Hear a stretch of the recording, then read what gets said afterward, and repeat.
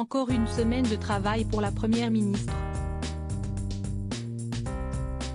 Mercredi 26 avril, à l'issue du Conseil des ministres, Elisabeth Borne doit présenter à la presse et aux Français les devoirs que lui a donnés le président de la République le 22 mars dernier, présenter une feuille de route avec un calendrier de réformes prioritaires et une méthode pour élargir la relative majorité présidentielle à l'Assemblée nationale.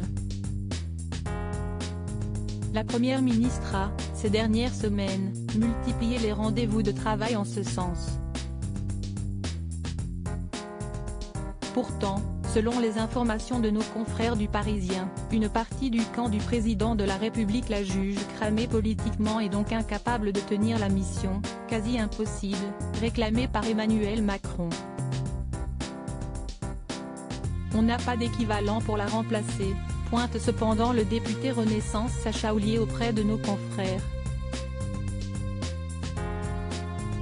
Elisabeth Borne, l'évolution physique de la Première ministre en images. Elisabeth Borne, Première ministre, jusqu'à quand? Après l'usage du 49. 3 pour faire passer la réforme des retraites, Elisabeth Borne s'était vue prédire par la presse et par son propre camp politique un départ imminent.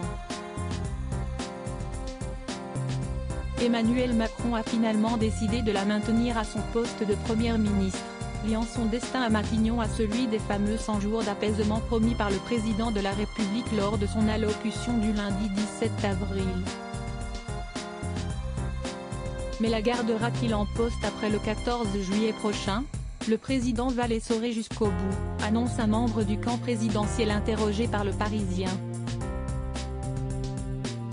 Malgré son travail de consultation auprès d'élus locaux, de représentants de l'opposition, de cadres de la majorité et de ministres, Elisabeth Borne pourrait en effet avoir du mal à faire passer de nouvelles lois dans les 100 jours à venir. Ces rendez-vous auraient abouti à confirmer le constat de blocage politique.